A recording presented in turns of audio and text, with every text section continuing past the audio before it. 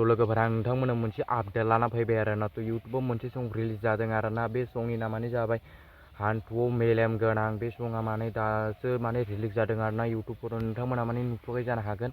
बे आंनि भिडिअखौ नोंथांमोना माने नायनानै बेखौ नायहैब्लानो जाबाय आरोना। बे संखौ राजाबनाय जादों नयन बरग'हारिया आरो कार्बि कासारिया बे संखौ राजाबनाय जादों आरोना।